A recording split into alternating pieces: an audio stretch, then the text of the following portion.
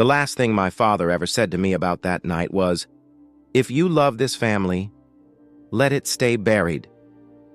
He didn't say it with anger. That's what made it worse. He said it like a man begging for mercy, like whatever happened had never really stopped happening to him.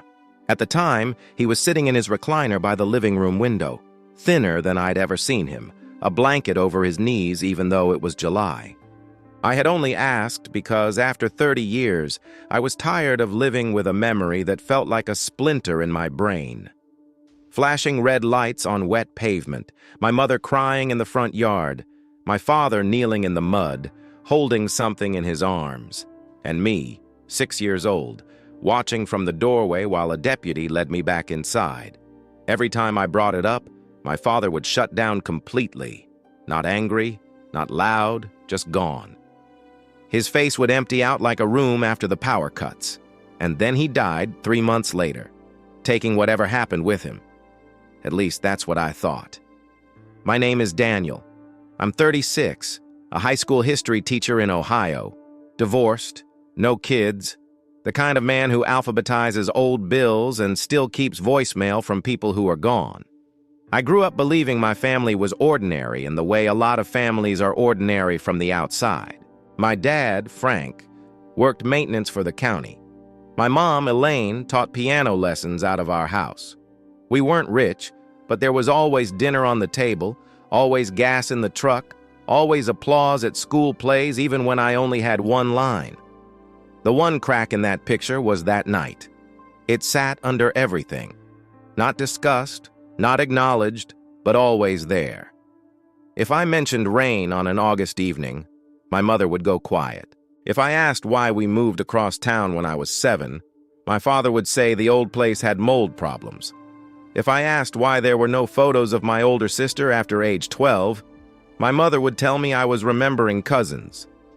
That part bothered me more as I got older. I had memories of a girl named Leah, not many, a blue backpack hanging by the coat rack, a hand braiding friendship bracelets, a voice telling me monsters only looked big in the dark. But every time I tried to pin it down, my parents treated it like childhood confusion. After Dad's funeral, I went back to help my mother clean out the garage. He was the kind of man who saved screws in jelly jars and instruction manuals for appliances we no longer owned. We worked in silence most of the day until I found a rusted tackle box taped shut with yellowing electrical tape. Inside was a Polaroid, a motel key tag, and a folded newspaper clipping. The photo was blurry, taken at night. A woman stood beside an old sedan, one hand lifted toward the camera like she didn't want her picture taken. In the back seat, barely visible through the flash glare, was a child with long hair. The key tag said, Maple Motor Lodge, room 14. The clipping was only 3 inches wide. It looked like it had been cut with kitchen scissors. The headline read, Local girl believed to have run away. There was no name visible. That part had been torn off. I remember holding all 3 things in my hand and feeling that weird drop in my stomach. The kind that comes before bad news, because I knew instantly this was connected. I also knew my father had hidden it on purpose. My mother appeared in the garage doorway before I heard her footsteps. When she saw what I was holding, all the color left her face. "Where did you find that?" "In Dad's tackle box."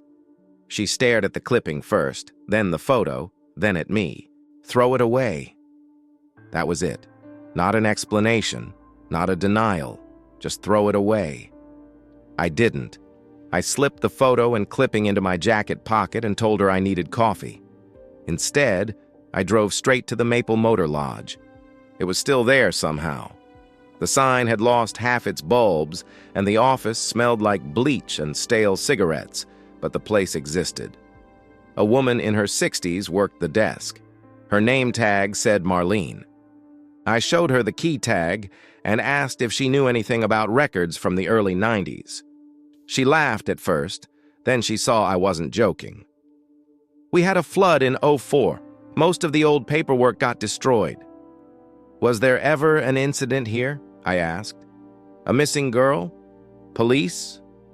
Her expression changed just enough for me to notice. "That was a long time ago," she said.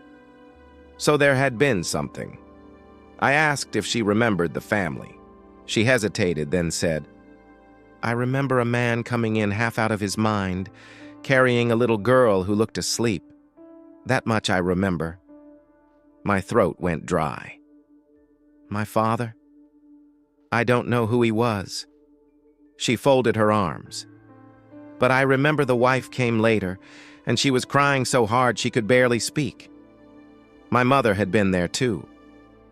"What happened to the girl?" Marlene shook her head. "Police came, then everybody stopped talking." That answer gave me one truth and 10 new questions. If a girl had been involved, why was the clipping about a runaway? Why did my parents erase my sister from our lives? And why had my father looked like a broken man every time I mentioned that night? I took the clipping to the local library archives and spent 2 hours scrolling microfilm until I found the full article. The runaway girl was named Leah Mercer, age 12. My sister's name had been Leah. I sat there frozen, reading the article over and over. It said Leah had disappeared after being seen near a county fair outside town. Family members believed she may have left voluntarily. Police were exploring all possibilities. There was a school photo beside the article.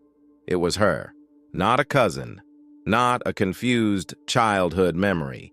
My parents had lied to me for nearly 30 years about the fact that I had a sister. I drove straight to my mother's house, shaking so badly I nearly missed the turn into her street. When I put the clipping on her kitchen table, she didn't even pretend anymore. She sat down very slowly and covered her mouth. "You told me I imagined her. I was trying to protect you." "From what?" She looked at the clipping and whispered, "From what happened after." That's when she finally gave me the first real piece of the story. Leah had disappeared for 3 days. The police suspected she ran away because there had been no signs of force, and according to my mother, Leah had been angry that summer. Secretive, rebellious, always asking questions about things my parents didn't want to discuss. On the 3rd night, my father got a phone call. No one identified themselves. They only told him where to go. The Maple Motor Lodge. He went alone. "And he found her?" I asked. My mother nodded once. "Alive?" A long silence. "Yes." That should have been the answer. It should have been the whole thing. Missing girl found alive. Traumatized family. End of story. But I knew from the way my mother looked at the table that this was nowhere near the end. "What happened after he brought her home?" My mother pressed her fingers so hard into the wood her knuckles blanched. "She wasn't the same." I hated that phrase instantly. It was too vague, too easy. People use it when they don't want to say the thing out loud. "How?" "She was terrified of your father," my mother said. That hit me like cold water. For the first time, all the pieces arranged themselves into a simple, ugly shape. A missing girl, a father who retrieved her, a daughter terrified afterward, a family silence so complete it erased a person. I thought I understood. I thought the mystery was solved. And I hated myself for how quickly I believed it. I left my mother's house sick with rage. I went home and tore through every box from my parents' attic. I found old Christmas ornaments, tax returns, church directories, but nothing about Leah except one composition notebook shoved inside a sewing basket. The cover was covered in stickers, faded with age. Inside were pages of uneven handwriting. At first I thought it was a diary. It wasn't. It was a notebook my mother used to write down things Leah said after she came back. Dates, fragments, nightmares, half sentences. Don't let him in. He knows where we live. Room 14 smelled like smoke. The lady at the desk had red nails. He said Dad owes him. One line stopped me cold. Dad didn't do it. Dad came too late. I read that sentence maybe 20 times. Everything I had built in my head collapsed at once. If my father came too late, then what exactly had happened? And who was he? The next page had a name. Not a full one, just Ray. I called my mother immediately, but she swore she had never heard the name before. Maybe that was true. Maybe it wasn't. By then, I trusted nobody. I started with county records and old phone books. There were too many Rays. I cross-referenced motel incident reports, searched public records, and finally found a Raymond Voss who had worked seasonal security at the county fair the summer Leah disappeared. He'd also been arrested twice in the late 80s for fraud and once for assault, though the charges were dropped. He had died 11 years earlier. I thought that was another dead end until I learned he had a surviving brother, Thomas, living 2 towns over. I drove there on a Saturday morning with Leah's notebook on the passenger seat and a knot in my chest so tight I could barely breathe. Thomas Voss opened the door with an oxygen tube under his nose and took one look at me like he'd been expecting someone eventually. When I said Raymond's name, he didn't deny knowing him. He just said, "You Frank Mercer's boy?" I said yes. He closed his eyes for a second, then let me in. What he told me changed everything. Years before Leah disappeared, my father had done maintenance work for the county fairgrounds and discovered cash skimming tied to temporary security contracts. Raymond was involved. So were 2 other men. My father reported it quietly, and one of those men lost his job. Raymond blamed him. For years, apparently, there were threats, slashed tires, anonymous calls, things my parents hid from me because I was too young. Then Raymond took Leah. Not for ransom, not exactly, to punish my father, to scare him, to make him feel helpless. Thomas said Raymond had been drunk when he told him about the girl at the motel, laughing about how the old man looked ready to die when he came through the door.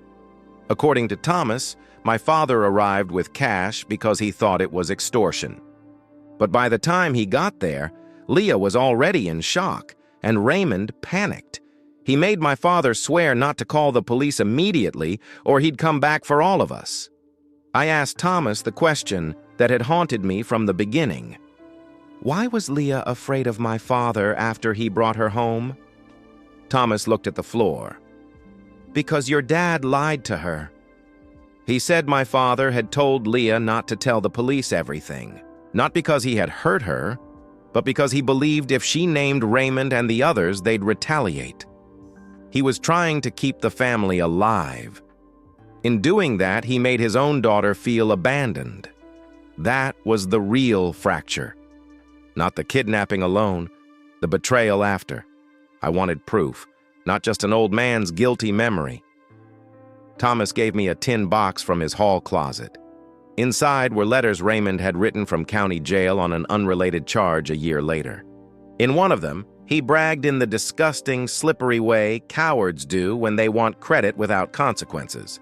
He mentioned Mercer's girl, the motel, and making the old snitch beg. I took the letters to my mother. This time there was nowhere left for her to hide. She read one page, sat down, and started crying with the kind of exhaustion that comes from carrying something too long. Then she told me the final part. Leah did tell the truth eventually, not all at once. Piece by piece. To a school counselor, then to a detective. But by then the original report had been shaped around the runaway theory, evidence was thin, and Leah had been pressured from every direction. By fear, by gossip, by my father's panic. The case never fully came together, and Leah never forgave him. She said the worst part, my mother told me, staring at nothing, was that when he found her, she thought everything would be okay. Then he asked her to be quiet. "Where is she?" I asked. My mother looked at me, and I knew before she said it that this was the last secret. "She's alive." I actually laughed, just once, out of disbelief more than relief. "Alive where?" "Arizona. She left at 18. She wrote twice. She said she didn't want contact with your father. After a while, she stopped writing to him. But not to me. I had spent weeks digging up the dead when the person at the center of all of it was still alive. My mother gave me an address she'd kept hidden in a recipe tin. I wrote Leah a letter first because showing up felt cruel. I told her who I was, what I'd found, and that I didn't know whether hearing from me would heal anything or ruin her week. I said I only wanted the truth. And if she never answered, I'd understand. She called 4 days later. Her voice was lower than I remembered, but there was something in it that hit me instantly, like hearing a song from childhood through a wall. We talked for 3 hours. Some of what Thomas said was true, some wasn't. That was the final lesson in all of this. Even guilt edits memory. Leah told me Raymond had taken her from the fair by pretending our father had been hurt. At the motel, he kept telling her this was what happens to families who can't mind their business. She remembered my father bursting into the room and grabbing her so hard it hurt. She remembered believing she was safe. And then in the truck, before they got home, my father pulled over and told her that if she told the police everything, the men would come back. He was crying while he said it, begging her. She was 12. She heard only one thing. Her father was more afraid than protective. He loved us, she said quietly. But fear made him a coward. I didn't defend him. I couldn't. A month later, I flew to Arizona to meet her. When I saw her at the cafe, I knew her immediately. Same eyes, same way of tilting her head before speaking. We hugged awkwardly at first, then not awkwardly at all. We spent 2 days talking about childhood, about our mother, about all the birthdays and graduations and funerals that had happened separately because one terrible night had split the family down the middle. She told me she had wanted to come back when Dad got sick, but couldn't make herself do it. I told her his last words about that night. She stared at her coffee for a long time and said, "That sounds like him, asking for silence like it was love." Back home, my mother and Leah spoke on video for the first time in 17 years. It was messy and quiet and full of pauses. There was no miracle reconciliation, no perfect apology that repaired everything. But there was honesty, finally, and that was more than we'd had in decades. The strangest part is this. Discovering the truth didn't make me hate my father, and it didn't forgive him either. It made him human in the most devastating way. He wasn't a monster hiding some unspeakable crime. He was a frightened man who made one cowardly choice in the worst moment of his life, and that choice poisoned everything after it. He lost his daughter long before he died. My mother lost the family she kept pretending still existed. Leah lost the age when the world is supposed to feel safe. And I lost half my childhood without even knowing it. A few months ago, Leah mailed me a photo of us from Arizona. On the back, she wrote, "You were there that night too. None of this was your fault. I keep it in the same tackle box where I found the motel key and the clipping. I threw those other things away eventually, not because the past should stay buried. I don't believe that anymore. I threw them away because the truth no longer lives in objects hidden in dark corners. It lives out in the open now, where it should have been all along."